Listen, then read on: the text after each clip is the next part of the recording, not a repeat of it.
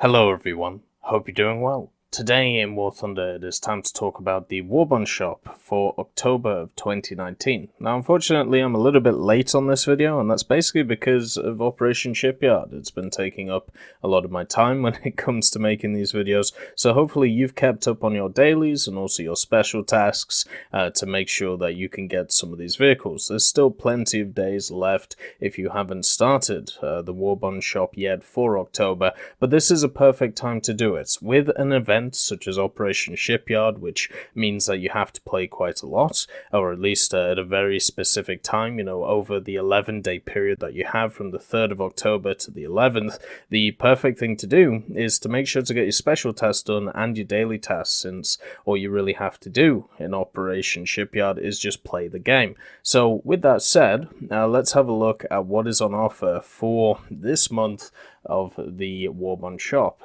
First of all, you have the vehicles, the Avenger Mk.II, the Nb.Fz, the Spitfire Mk.IIB Trop, the Italian one, the Chito, the BTD1, and the Hurricane Mk.II.B USSR. You also get this really nice emblem, or the decal, which is the decal for this month. I still think that putting in a box in the Warbond shop which has old decals in it would definitely be a way to go, even if it was just an RNG box where you just got one of the old decals. Because when I look at something like this, I go, well, I'd love to get one of these vehicles, but I can't get both the Griffin's HSM79 thing that you can see here and also one of the vehicles. You have to pick and choose, and I would rather have a way that I could get both. On top of this, you've also got battle trophies, supply boxes, and all of this stuff, so we'll make sure to have a look at that in game. And as usual, you know how to get the Warbonds through daily tasks. So if you want to know where your daily tasks are, they're right here. You fulfill them every day, and you can see right here, this is your Warbonds. Then you have to do special tasks in order to get access to certain tiers or certain things in the Warbond shop. You have 3 things you have to worry about. So your dailies, you get your tickets. So your tickets in the bottom right corner. Then your special tasks are this little thing right here. So you can see that this here needs 1 special task, whereas the vehicles, you need 12 special tasks. On top of this, you also need to get rank 5 to the shop level, so 40 completed tasks required, which is 20 days per month in order to get access to the vehicles. So you've got to also remember that. So all of these 3 factors, if you complete them, then you're able to get to the nice stuff, including the battle trophy box, which hasn't changed. So we're not going to go through it today, but remember that it is there. So let's get started. The first thing is they've actually changed the Warbond shop. It now fits on a screen. Instead of being stuck in a situation where you have to check between 2 screens, now it's just here, as you can see. So this is a lot better position than we have before. It means that it's much easier to see and therefore much easier to talk about. So I'm very happy about that. Looking at the boxes that we have on offer, you got the T54E1, you've got the Yak3 VK107, you've got the AC4, the DO335, the J2M4 Chi. So let's go through them. First of all, the T54E1. This is the big machine, the auto loader at 8.0 for the Americans. It's the big heavy tank. I believe it's actually labeled as a medium tank though, even though it's 54.4 tons. This machine is pretty much well known because of its gun. It's got a 105mm with really good gun depression, 8 degrees, and a 5-second reload. The 5-second reload is really what brings it together because of the fact that it has great penning AP, Sabo if you need to pen a little bit more, but the main round Heat FS, which I'm sure most people run with, is the main reason to use this machine. It also has access to the new mechanics, the NVD, and a rangefinder, just so you don't miss too many shells. The T54E1 is a good vehicle, but you just can't use its armor reliably at 8.0, just because you have so many machines running around with 380, 400mm penning heat. Instead, what you have to do is use this thing as a long-range machine to be able to donk a decent amount of people at the same time with this Heat FS, which has very good muzzle velocity on it, or you use it in a brawling scenario where you make sure that you understand the instability of the gun, and as you go around corners, you understand how to flick the gun, because every gun has a different flick. You're going to have to learn how to do that. It's also got a crew of 4. You've got 3 in the turret and a driver, so if you pop the turret, the machine is dead. The main thing to aim for is this revolver automatic loader, though. Then the thing will go pop. Personally, for me, I don't think it's that great of a pick.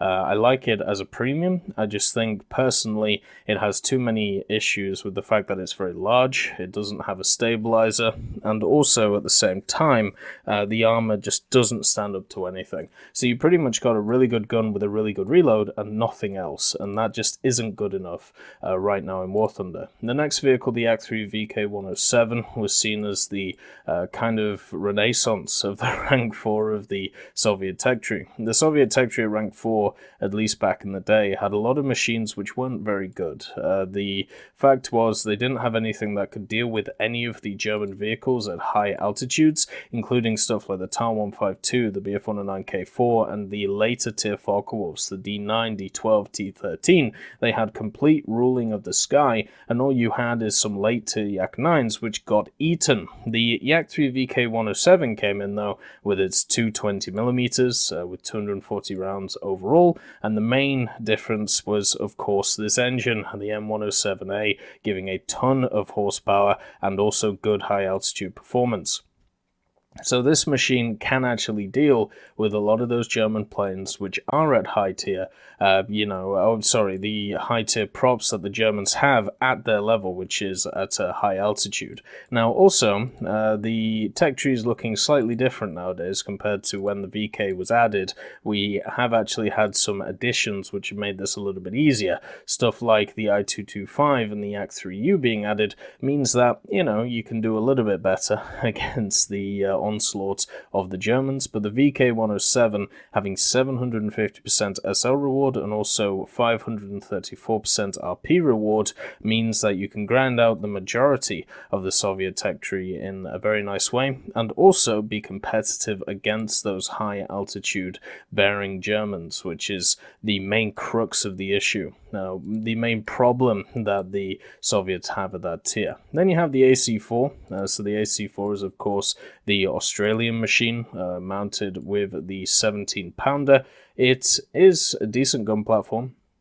Has some very trolley armor. At 5.3, you can see, even though it's 50mm, it's slanted incredibly well, so you can get up to 120. Same with this. The problem overall, though, is that it's still not a great stable gun platform for the gun. The speed that this thing has is not the best in the world. It's only able to go 48 forwards and 10 kilometers an hour backwards. And also at 5.3, if you have a look in the British tech tree, you don't have a ton of stuff to put around it unless you have the premium Comet, which has its issues as well. It doesn't reverse too well, but you can, I suppose, run it with the Challenger if you really were a masochist, but you can instead run it with the Comet, the Iron Duke, and the AC-4, which I think is much better than running it with the Challenger, which it's just straight struggle central. So for me, it is...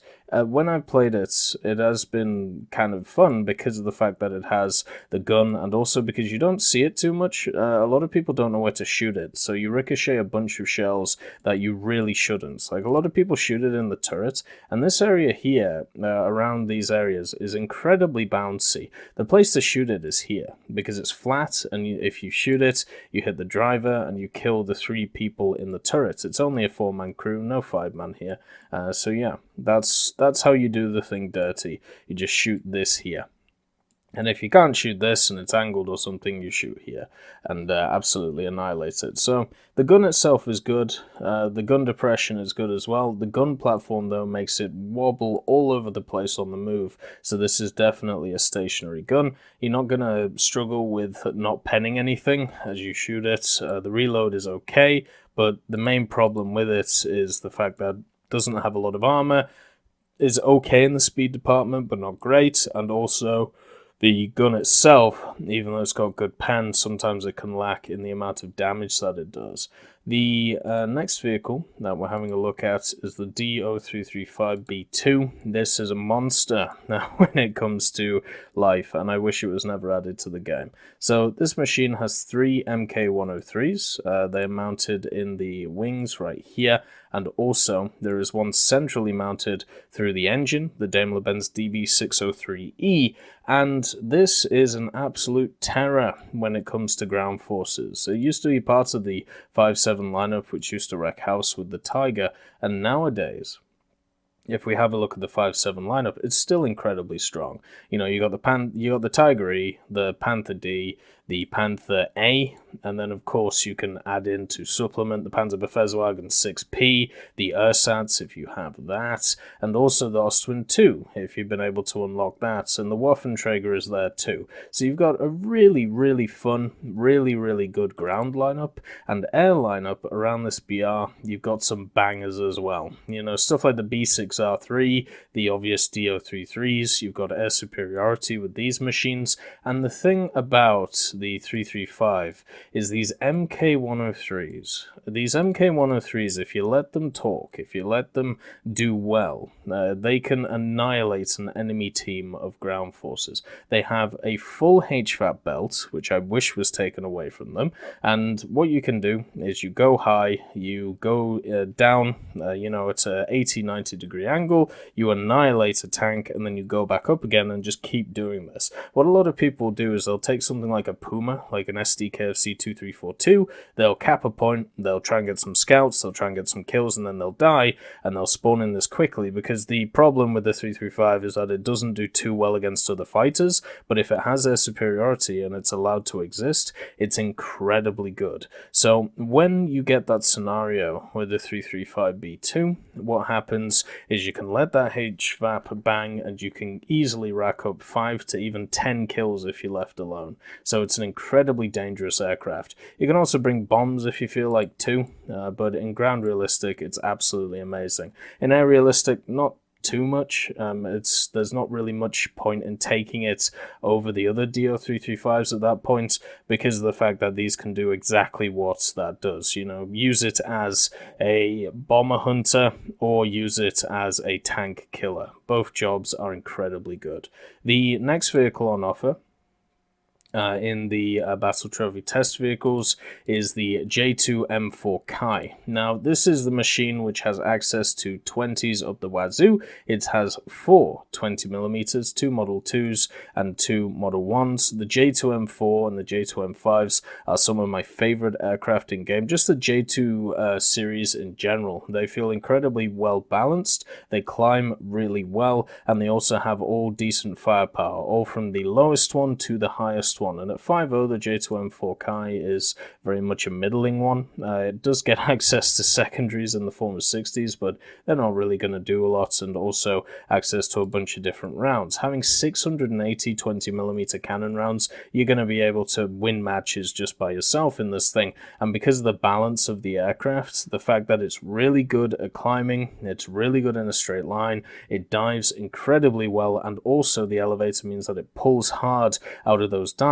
It's just a wonderful aircraft to fly, and it's on top of all of the other Japanese aircraft as well, which is really good. It complements stuff like the Zero really well as well, because the Zero is slightly better at turning, it's slightly better at those engagements, and the J2M4 is slightly better in the dive. Therefore, if you get them matched up against an enemy, you know, the Zero can get the person turning and stay alive in a defensive or aggressive offensive flight, and the J2M4 can just swoop down and annihilate whoever has decided to try and deal with the Zero. So yeah, it's incredibly good, has great firepower behind it, and has a wonderful dive on it. So it would be, out of these vehicles, I'll probably say my pick is actually the J2M4, just because of that.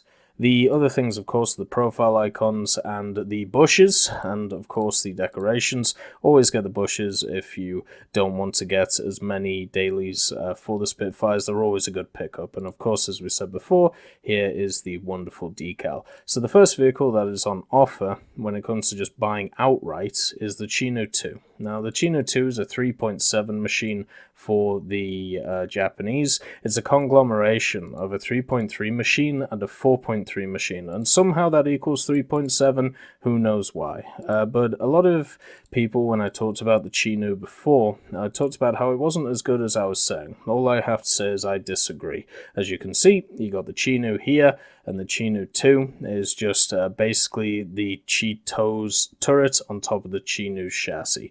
That's how it basically works. And at 3.7, this gun, with 148mm of pen, is able to annihilate anything that it comes across. It also has 10 degrees of gun depression and a pretty good reload as well for the amount of power that this gun has. Because you've got to remember, with this gun, you are firing 80 grams of TNT equivalent with the Type 4, or you have 67 grams with the Type 1 APHE. Just run the Type 4 coup, you might as well. But the main thing that you're doing is you're firing a ton of explosive mass, which is able to do a lot of damage to whatever you're firing at, and you will one-shot it, as long as you shoot it in the correct place. With the addition, of course, of the gun on the top, the secondary gun, and then also the 7.7 here. It is also nice to use against stuff like armored cars, which you'll run into a decent amount. The only real issue with this is that it isn't as fast as it could be, and also the fact that the turret rotation is not the best either.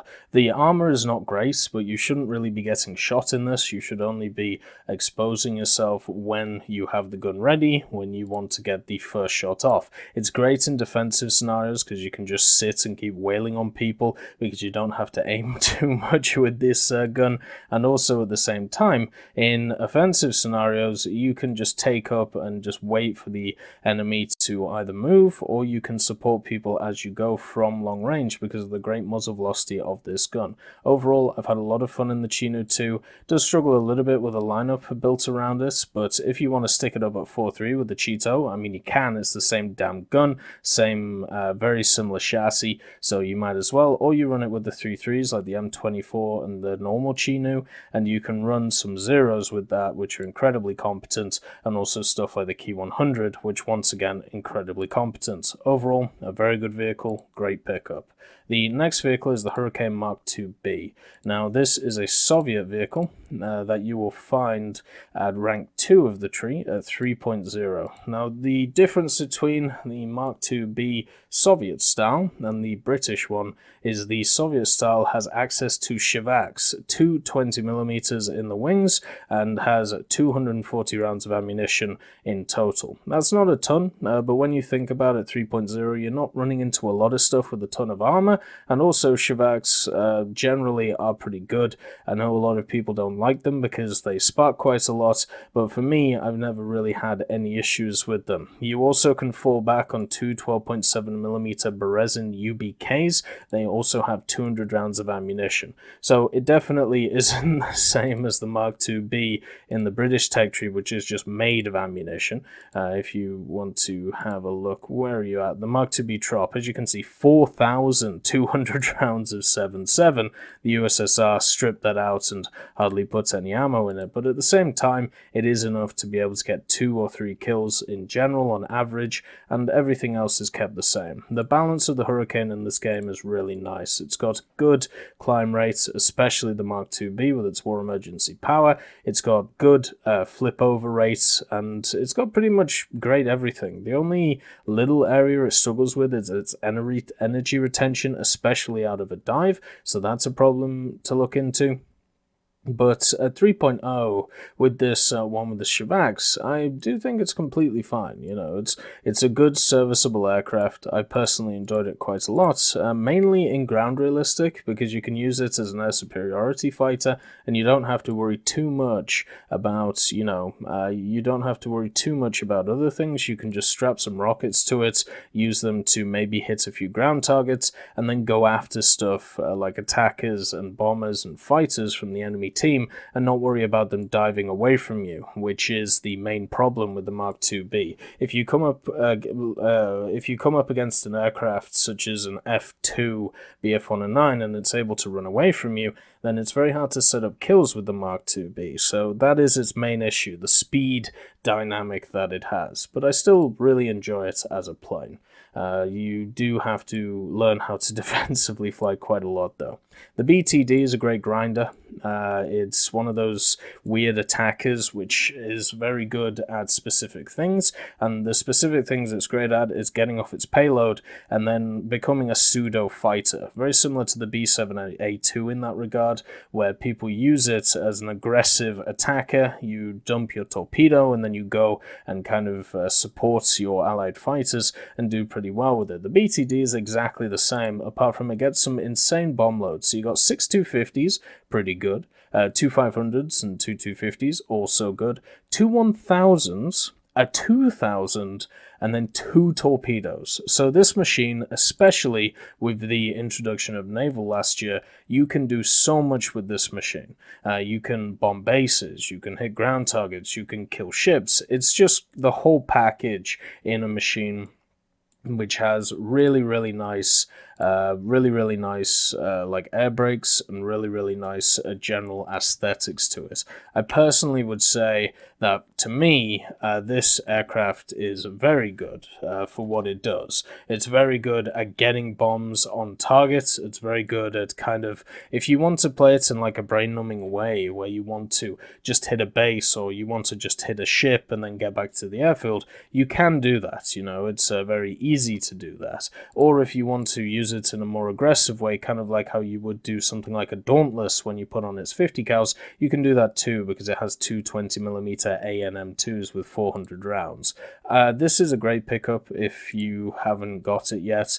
It's even, I would say this machine, even just outside of the Warbond shop, is a great pickup, especially since November the 1st is coming pretty soon.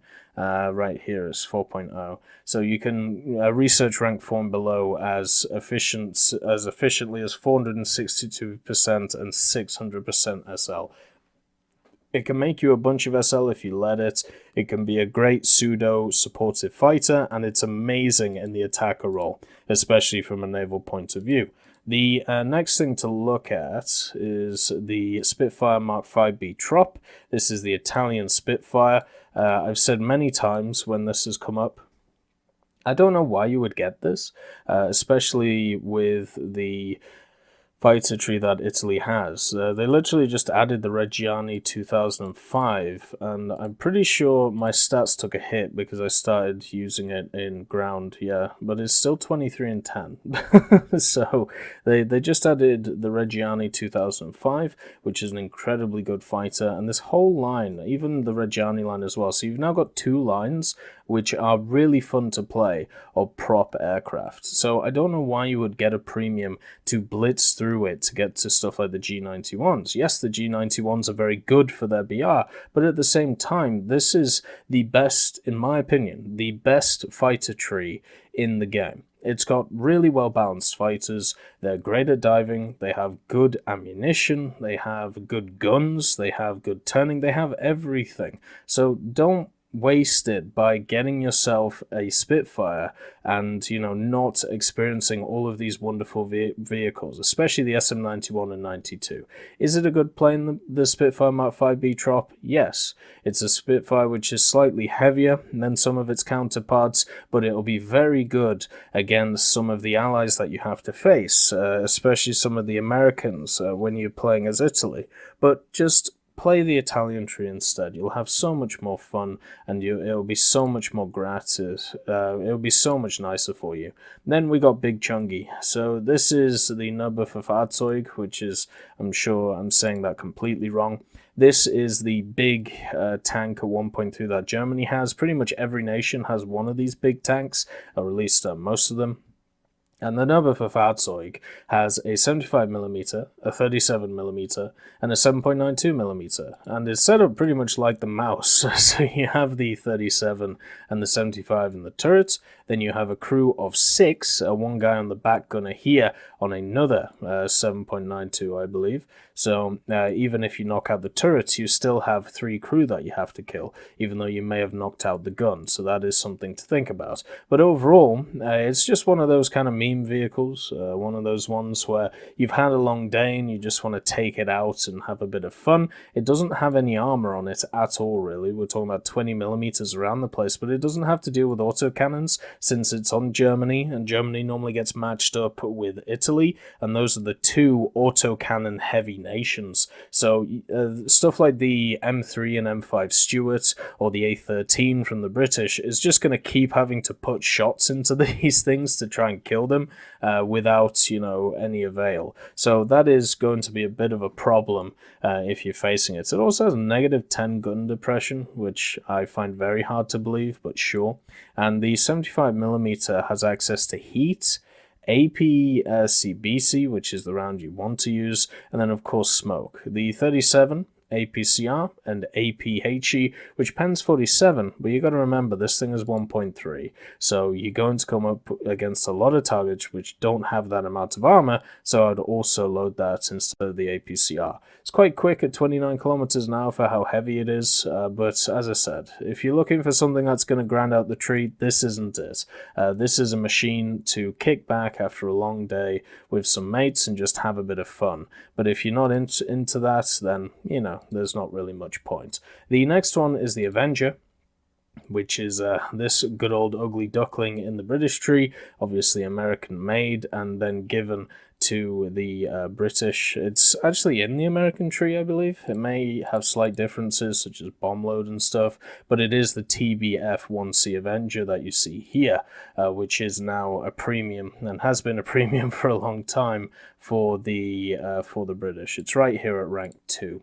So 3.0, you get access to 2 12.7mm Brownings, which is nice, and they are wing mounted, as you can see here and here. Decent amount of ammunition, 620, means that you can go after additional ground targets on top of what your bombs or your torpedo does. Then you got pretty good coverage on the back when it comes to keeping you alive. You got a 7.62, which is in the downward position. Doesn't have good coverage, but most of the time if somebody's coming below you at that point, most vehicles like this, most attackers or ground pounders or light bombers will not have a gun looking down like that, so it's a nice little added bonus. Then you got the 50 cal, which is in the turrets. It's got great coverage around the place, can swing about 270 degrees all around, and also go all the way above you. So if anybody attacks you from above, you are going to be able to get shots on them. The major problem with this thing, even though you can see that it has layers upon layer of armor nowadays, it gets killed very easily because it's a large target. It's got good girth to it, as you can see, and that means that it's quite hard to miss. It also has very large wings, so even though it has good coverage for this style of plane, it's still going to get eaten because of the fact that it's very large. It's very hard to miss. So the secondary armaments has 4 500s, a torpedo, and another torpedo. So if you're interested in naval stuff, and you've got to remember that Britain at 3.3 naval has a very powerful lineup. The FEM, let's just go to it, which is over here. You got the SGBS 304, you got the Brave class, you got the River class, the Fairmile C, which isn't great, but these 3 vehicles here are incredibly good, including the Dark class if you want to throw that in too. You could even take it higher to deal with some of these machines as well, the higher tier destroyers. So if you are naval focused, the Avenger is definitely a way to go. If you are ground realistic or ground focused, it's not the best. There are better options around this BR. The better options when it comes to it, let's just make sure we're on realistic mode, is stuff like the Typhoon, which has a lot more bang for your buck, which is just this one here, the Mk.IIA. You get 2 500s that you can bring, and you can also be a fighter after that. And then you can also, unlock something like the Mk.IIB late, and you can get yourself 2 1000s. So at least for me, in ground realistic, there are better options at 3.0 than that. You can also take the Mk.IIB for an air superiority fighter, or the Sea Hurricane for a little bit in the middle, and I think both of these are better options than the Avenger. But if you want to use it in naval, or if you want to use it as a turn your brain off vehicle in air realistic, then yes, you can do. There's just much better options for it, you know, much better options for that style of play. It does give you a crazy SL reward though, 750%, which I don't think is actually matched by any of these rank 2 vehicles. I would be incredibly surprised if it was. So yeah, at least it's got that going for it over some other vehicles, but for me, that's not the way to go. So let's kind of rank them in a way. So top dog, or the one that I would go for, is the Chito, just because of the amount of power that its gun gives you. Then the BTD, because of its use in naval forces, ground forces, and also as a pseudo fighter in a realistic. Then it would be the Hurricane Mk.II.B, just because of its usefulness in ground realistic, and also the fact that it does do very well as long as stuff is not too much faster than it. I could probably toss it up with the Spitfire. I'm putting the Spitfire pretty low because of the fact that I just don't think you need it. I think it would be much better just to, you know, grind the tech tree.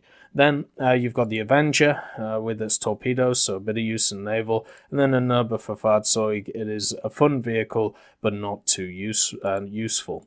Anyway, I hope you have enjoyed this video and my recommendations. I'll see you next time. I'd just like to thank Ambrosius McClellan, B. Young, Blackie, Daniel Stanton, John Ryman, Joseph Anders, Martinez, Mopar 1969, Moxie, Super Cacti, Uyans Terry, and Eel of Goats, and of course Seductive Trash Can for supporting the channel.